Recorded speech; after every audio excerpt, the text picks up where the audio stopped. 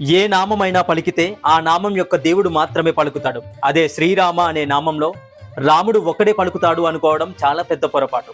శ్రీరామ అనే నామం జపిస్తే 6 దేవతలు పలుకుతారు. అది ఎలాగో చూద్దాం. రామ అంటే శ్రీరామచంద్రుడు పలుకుతాడు అని మనందరికీ తెలుసు. రామ అనే నామం పలికిన చోట, ఉన్న చోట అందరికన్నా ముందర వచ్చి ఆ నామాన్ని విని ఆనందించేది నిస్సందేహంగా స్వామి హనుమంతుడే. శ్రీరామ, శ్రీ అంటే మాతా లక్ష్మీదేవి, రా అంటే శ్రీ మహావిష్ణువు. ఓం నమో నారాయణాయ అనే మంత్రంలో నుంచి రా అనే జీవాక్షరాన్ని తీసుకున్నారు. మా అంటే శివుడు.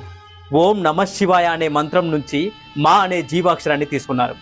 శివుడు హనుమంతుడి రూపంలో ఈ భూలోకానికి రాముడికి సేవ చేయడం కోసం వస్తున్నప్పుడు మాతా పార్వతీదేవి నాకు కూడా ఆ అదృష్టం కావాలి అని అడిగిందట. అప్పుడు శివుడు ఇలా అన్నాడట, ఈ అవతారంలో హనుమంతుడు బ్రహ్మచర్యాన్ని పఠిస్తాడు కాబట్టి నిన్ను తీసుకువెళ్ళడం కుదరదు దేవి పార్వతి అని అన్నాడు మహాదేవుడు.